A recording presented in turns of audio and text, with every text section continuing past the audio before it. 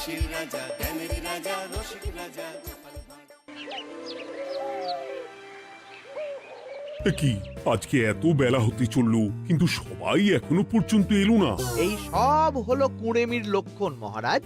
আপনি একদিন যারা যারা দেরি করছে তাদের চাপকে দেবেন, তাহলেই সব সিধে হয়ে যাবে। আর বলবেন না মহারাজ, আজকে গিন্নি কাঁচা লঙ্কা দিয়ে কুচো চিংড়ির ঝালটা যা বানিয়েছিল না, খেতে খেতে দেরি হয়ে গেল। গোলগাপ্পি দেওয়ার আর জায়গা পাও না না? বিশ্বাস করুন, সত্যি খুব ভালো রান্না করেছিল গিন্নি, তাই আবার আরেক হাঁড়ি ভাত চড়াতে বললাম। আর সেটা খেয়ে আসতেই তো দেরি হয়ে গেল। আরো এক হাঁড়ি? মহারাজ কিছু মনে করবেন না, এই পাঠশালা বন্ধ করে সব গুছিয়ে তাপে এলাম। সুপ্রভাত মহারাজ। সুপ্রভাত মহারাজ। প্রভাত আজকে আর শুনেই, তোমরা সবাই এত কুঁড়ে হয়ে গেছো যে কি বলবো। মহারাজ, এই কুঁড়েমির আসল কারণ হচ্ছে চর্বি। কথায় আছে, যত বেশি চর্বি তত তাড়াতাড়ি মরবি। আপনি কি বলতে চাইছেন মন্ত্রী মশাই, যে আমি তাড়াতাড়ি মরে যাব আর আপনি মজা দেখবেন? ঠাকুর ঘরে কে, আমি তো কলা খাইনি ব্যাপার হয়ে গেল। গোপালের একদম মোক্ষম জায়গায় আঘাত লেগেছে, যাকে বলে ওই আঁতে ঘা। তুমি বেশি কথা বলো না বৈদ্য, ছুঁচ করে চালুনির বিচার। হ্যাঁ, বৈদ্য তো দেরি করেই এসেছে। আমার মনে হয় প্রত্যেককে এমন ভাবে প্রশিক্ষণ দেওয়া দরকার যাতে তারা একটু চনমনে হয়ে ওঠে। হ্যাঁ মহারাজ, তাহলে আগামীকাল থেকেই শুরু হোক ব্যায়াম আর অস্ত্র শিক্ষা। হ্যাঁ, কুঁড়ে থাকলে রাজ্যের কোনো বিপদ আপদেই সভাসদেরা কাজে আসবে না। ঠিক বলেছেন মহারাজ। তাহলে আর দেরি কেন, চলো সবাই এখনই আমরা মাঠে যাই। এই তো মহারাজ ভরপেট খেয়ে এলাম, এখনই মাঠে? ও সব অজুহাত দিয়ে লাভ নেই, চলো চলো চলো।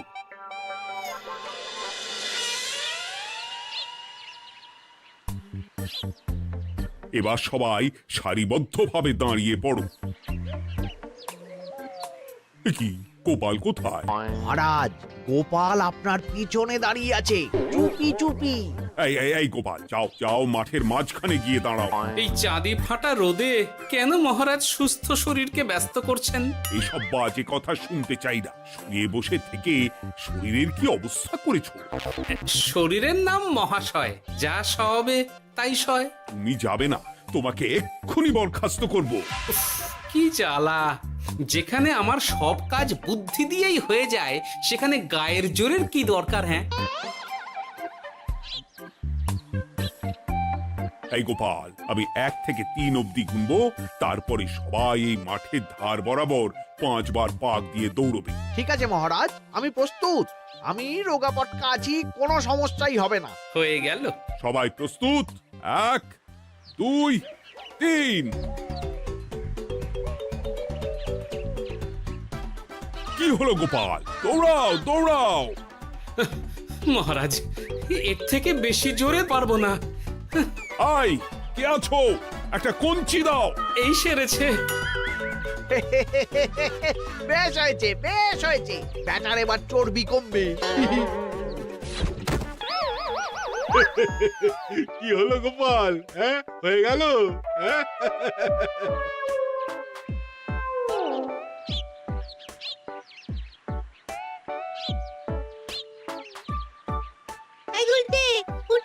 আমাদের দাদু উল্টে গেছে।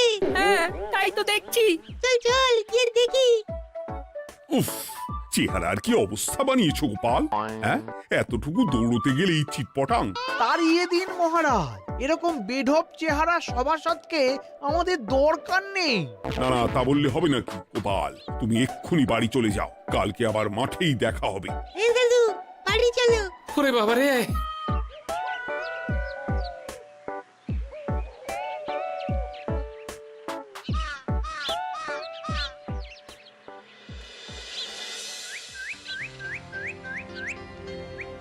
আরে ধুর ছাতার মাথা, তখন থেকে জল খেয়েই চলেছ।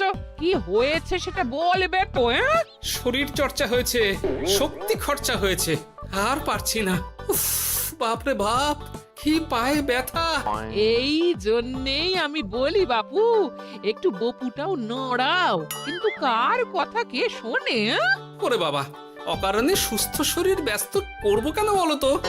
বেশি নড়াচড়া করলেই আয়ু কমে যায়। তোমার এই বাজে কথা কোন শাস্ত্রে লেখা আছে শুনি? শাস্ত্রে কেন যাব, বাস্তবে জলজ্যান্ত উদাহরণ আছে। আমি মানতে পারছি না। হুম, মানতে পারছি না বললে তো হবে না, তোমাকে মানতেই হবে। বেশ, প্রমাণ করো। আমি যদি তোমাকে প্রমাণ করে দিতে পারি, তাহলে আজ থেকে বাড়ির বাজার দোকান করার দায়িত্বটাও তোমাকেই নিতে হবে। দিদা তুমি তো ফেঁসে যাবে, দাদুর সঙ্গে বাজি লড়বে না। এই বাদ দে তো, তোর দাদু আগে প্রমাণ করুক যে বেশি নড়াচড়া করলে বয়স কমে। হ্যাঁ তাহলে বাজি? হ্যাঁ বাজি। আচ্ছা ঠিক আছে, বেশ।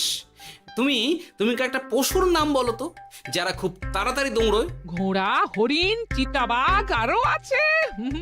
আচ্ছা, এবার সবচেয়ে আস্তে আস্তে কোন পশু চলে এরকম একটা পশুর উদাহরণ দাও। কেন কচ্ছপ?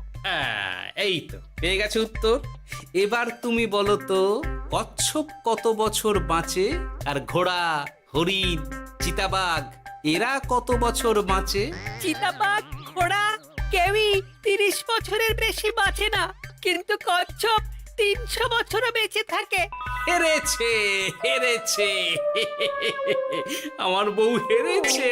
উফ, জীবনের কত বড় চাপ নেমে গেল। হ্যাঁ, এই তুমি আমাকে এভাবে হারালে? তখনই বললাম দাদুর সঙ্গে বাজি লড়তে যেও না। নাও এবার খেলা সামলাও।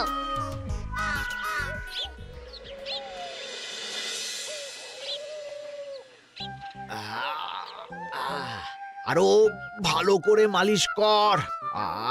আজকে ছোটাছুটি করে পা দুটো বেশ ব্যথা ব্যথা করছে। কালকে তো আবার অন্য পরীক্ষা।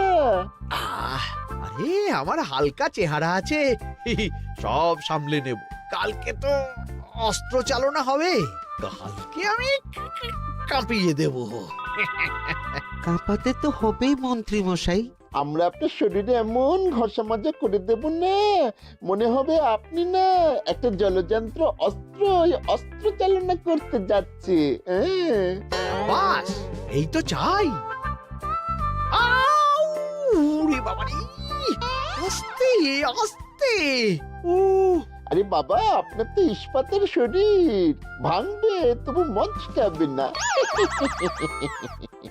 চিন্তা করছেন কেন?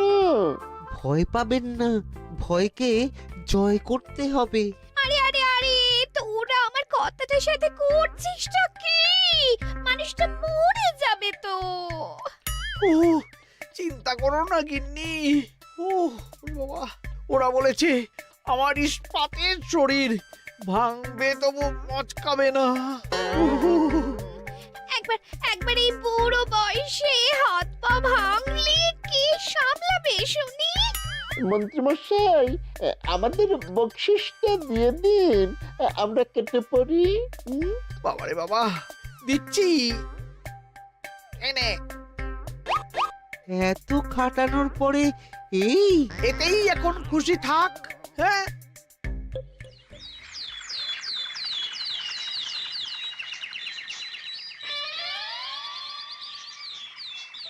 এবার তোমাদের সকলকে অস্ত্র শিক্ষা দেওয়া হবে। উফ, রোজ রোজ কি জ্বালাতনে পড়েছি, বাপরে বাপ। বাবা মা কাউকে ডাকার দরকার নেই, ভালো না লাগলে রাজসভা চাকরি ছেড়ে চলে যাও। মহারাজ, এটা তো উচিত নয়। যে যেটাই পারদর্শী তাকে সেটাই করতে দিন না। একটা বাঁদরকে যদি আপনি বলেন শিকার করে মাংস খেয়ে দেখা, সে কি পারবে মহারাজ? মহারাজ, গোপাল একটু বেশি কথা বলছে, ওকে আপনি বের করে দিন। আমি তোমার কথায় গলবো না গোপাল, তোমাদের সবাইকে এখন অস্ত্র শিক্ষা শিখতেই হবে। কর্তার ইচ্ছায় কর্ম, এখন তো আমার আর কিছুই বলার নেই। তাহলে আর দেরি কেন, তোমরা সবাই একটা করে ঢাল আর একটা করে তলোয়ার তুলে নাও। সেনাপতি, বলুন মহারাজ। তুমি সকলকে অস্ত্র শিক্ষা দেবে, তলোয়ার চালানো শেখাবে। এক এক করে প্রত্যেকে তোমার কাছে যাবে আর এক এক করে তুমি সবাইকে তলোয়ার চালানো শেখাবে। আচ্ছা মহারাজ, তাহলে ওই সবার প্রথমে চলে আসুন মন্ত্রী মশাই। হ্যাঁ, আমি প্রস্তুত। আমার শরীর ইস্পাতের মতো, ভাঙবো তবু মচকাবো না।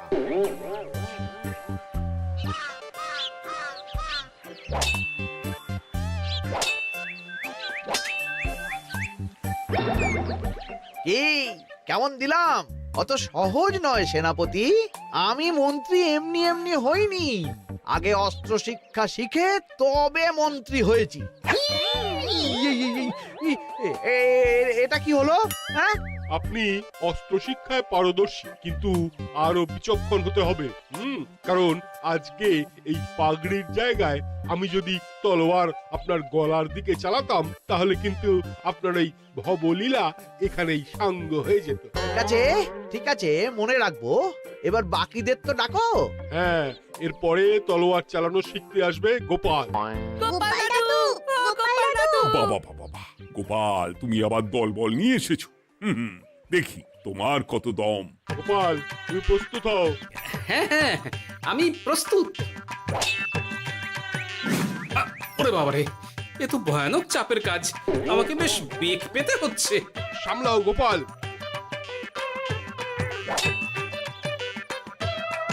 না, আমাকে অন্য রাস্তা দেখতে হবে। সেনাপতি, মহারাজের দিব্যি, তুমি আমার দিকে তলোয়ার ঢাল বাড়াবে না। এই এই, এটা কি হলো? সত্যি তো, এটা কি হলো? গেল গেল গেল গেল গেল গেল গেল, দুটিটা খুলে গেল গো। দেব নাকি এবার কুচ করে কেটে? জিতে গেছি, জিতে গেছি। এটা কি হলো? শত্রুপক্ষ কখনো কারো দিব্যি শুনবে না। আর সেনাপতি, তুমি কি ওখানে দাঁড়িয়ে দাঁড়িয়ে মজা দেখছো? আমি কি করব মহারাজ, গোপাল যে আপনার দিব্যি দিয়ে দিল। গোপাল বেটা খুব চালাক। তাহলে এখন উপায়? ওসব গোপাল তোমাকে বোকা বানাবার জন্য করেছে। তুমি ধুতি ঠিক করে আবার লড়াই চালিয়ে যাও। যথাজ্ঞা মহারাজ।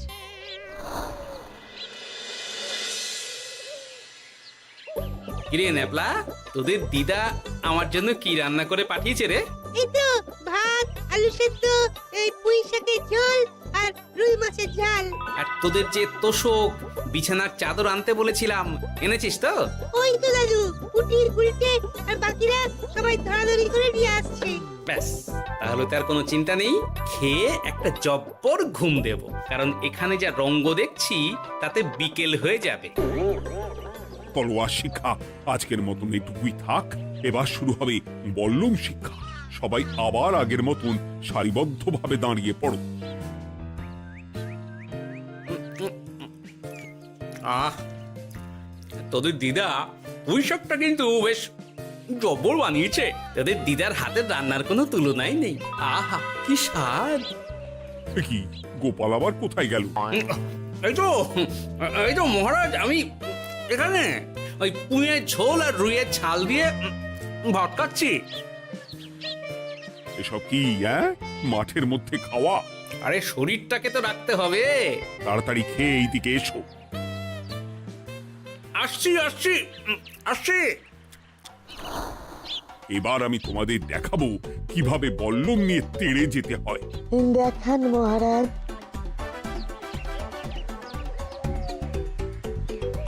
এ তো খুবই সোজা মহারাজ।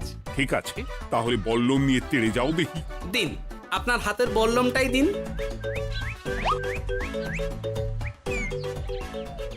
আরে আরে, গোপাল তো মাঠ থেকেই চলে গেল। আমি ডেকে আনছি মহারাজ। আরে আরে, ও গোপাল, গোপাল, মহারাজ ডাকছেন, থামো থামো। মহারাজ বলেছেন বল্লম নিয়ে তেড়ে যেতে, তেড়ে গিয়ে আবার ফিরে আসতে তো উনি বলেননি। আরে, এ তো মহা মুশকিল।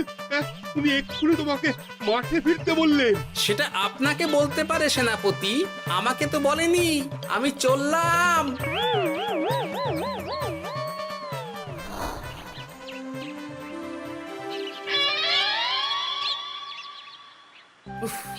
বাবারে বাবা, কি ঝক্কি! অনেক বুদ্ধি করে মাঠ থেকে খাটে চলে এসেছি। আমি আর উঠছি না। এ কি বলি, তোমাদের তো এখন অস্ত্র শিক্ষা নেওয়ার কথা। হ্যাঁ, তোমার বলা নেই, কোয়া নেই, অমনি বাড়ি চলে এলে। আরে বাবা, ওইসব অস্ত্র শিক্ষা মানেই সুস্থ শরীরকে ব্যস্ত করা, অসহ্য খাটনি, অযথা কষ্ট। কষ্ট করলে তবেই কেষ্ট পাওয়া যায়। হ্যাঁ, তোমায় আমি আগেও বুঝিয়েছি, যেখানে বুদ্ধি কথা বলে সেখানে দেহের শক্তি নীরব দর্শক গিন্নি। আরে বাবা, সে না হয় বুঝলাম, কিন্তু মহারাজ তো ভালোর জন্য সবাইকে অস্ত্র শিক্ষা দেওয়ার চেষ্টা করছে না? আরে বাবা, যার যা কাজ তাকে সেটা করালেই পারে। মহারাজ তো সেটা বুঝতেই চাইছেন না। আমি এখন ঘুমো।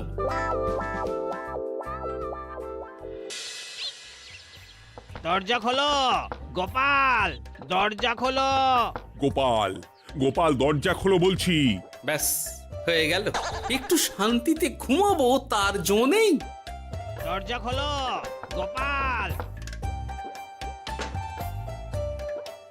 বলুন মহারাজ। তুমি কি পেয়েছোটা কি গোপাল? রাজসভায় দেরি করে আসবে, তারপর অস্ত্র শিক্ষার সময় ফাঁকিবাজি দেবে, এভাবে তো আর তোমাকে মনে হচ্ছে রাজসভায় রাখা যাবে না। মহারাজ, গোপাল তো মুখের কথার লোক নয়, ওকে তাড়িয়ে দিই। কেন মহারাজ? আমি কি এমন মহাপাপ করেছি যে আমাকে তাড়িয়ে দেবেন? এই যে আমার কথা শুনছো না, এটাই তোমার অপরাধ। অপরাধ নেবেন না মহারাজ। পণ্ডিতের দায়িত্ব পুজো করা, সভাকবির দায়িত্ব কবিতা বলা, সাহিত্য চর্চা করা, আর আমার দায়িত্ব হাসি মজা করে আপনার মন ভালো রাখা। কিন্তু আপনি আমাকে জোর করে যুদ্ধের ময়দানে ঠেলে দিতে চাইছেন। এটা আমার ইচ্ছে। আমিও তো মহারাজ ইচ্ছে করলেই অনেক কিছু করতে পারি। চোখ বন্ধ করে লক্ষ্য ভেদ করতে পারি, শুধু বুদ্ধি দিয়ে। আরে বাহ, এত বড় কথা! তাহলে মহারাজ, ওকে বলুন পরীক্ষা দিতে। কি পরীক্ষা? আমি একটা ঘরে বর্ম পরে দাঁড়িয়ে থাকবো। তোমার হাতে অস্ত্র দেব, আমার মাথায় একটা আপেল থাকতে হবে, আর তুমি কিভাবে আমার মাথা থেকে ওই আপেল ফেলতে পারো দেখব। এ তো খুবই সোজা। কি গোপাল, তাহলে লড়বে নাকি বাজি? হ্যাঁ, লড়তে রাজি আছি। তাহলে আজ রাতেই হয়ে যাক পরীক্ষা। যদি এই পরীক্ষায় উতরে গেলে তো ভালো, নইলে তোমার চাকরিটা গেল। গোপাল, তুমি পারবে তো? সে দেখাই যাবে। আজ রাতে তাহলে রাজবাড়িতে দেখা হচ্ছে। যদি আমি এই পরীক্ষায় বিফল হই, তাহলে আমার চাকরি আপনি কেড়ে নেবেন, আর যদি সফল হই তাহলে মন্ত্রী মশাইকে শাস্তি দেবেন। আমি নিজে সারা কৃষ্ণনগরে নাক্ষত দেব। বেশ, দেখা যাক।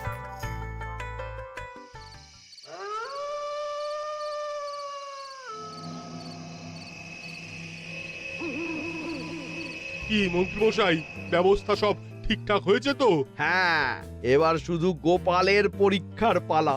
আমি তাহলে বাইরে গেলাম, গোপালকে পাঠিয়ে দিচ্ছি।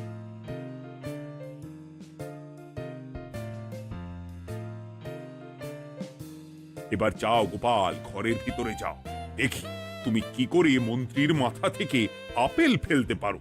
আপনি তো শুধু আমার চোখ ঢেকেছেন, আমার নাক মুখ কানও ঢেকে দিন, যাতে ঘ্রাণেন্দ্রিয় শ্রবণেন্দ্রিয়েরও সাহায্য না নিতে পারি। বেশ, তাহলে তাই হোক। আয়, কে আছো? গোপালের মুখ নাক আর কান ঢাকো। যথা আজ্ঞা মহারাজ। একটু একটু মোটা কাপড় দিয়ে নাক মুখ ঢাকো, হ্যাঁ, যাতে সেভাবে আপেলের গন্ধ না পাই। বেশ বেশ।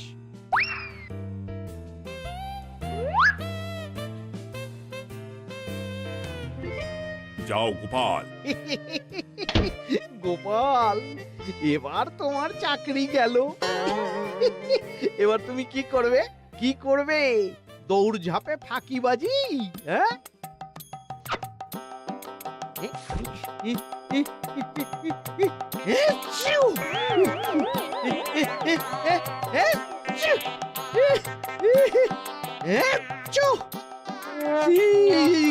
গেল গেল গেল গেল গেল, আপেল পড়ে গেল। আপেল পড়ে গেল? মহারাজ, এর মধ্যেই গোপাল আপেল ফেলে দিয়েছে। ঘরের ভেতরে চলো।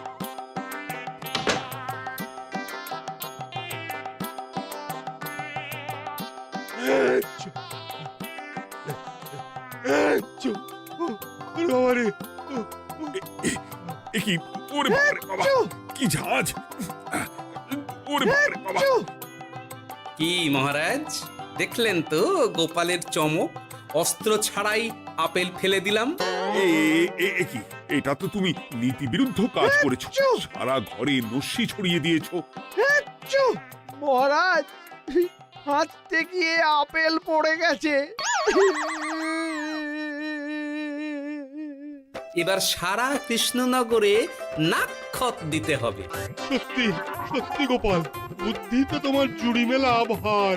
আমার নাম গোপাল ভাঁড়, একটা কথা মনে রাখবেন, কেউটে সাপের লেজে পা দেবেন না, আর গোপালের কাজে বাধা দেবেন না। যে কাজ বুদ্ধি দিয়ে করা যায় তার কাছে শক্তি ছোট্ট শিশু মাত্র। সত্যি গোপাল, আজ তুমি সেটাই প্রমাণ করে দিলে। আর আজ থেকে তোমাকে তোমার ইচ্ছার বিরুদ্ধে খাটাবো না। তুমি খাও দাও, ভুড়ি বানাও। যার যা কাজ সে তাই করবে।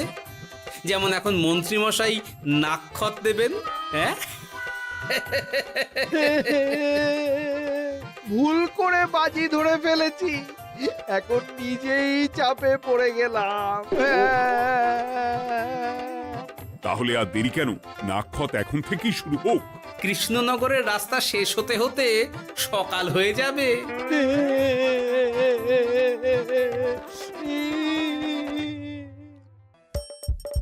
হাসির রাজা জ্ঞানের রাজা রসিক রাজা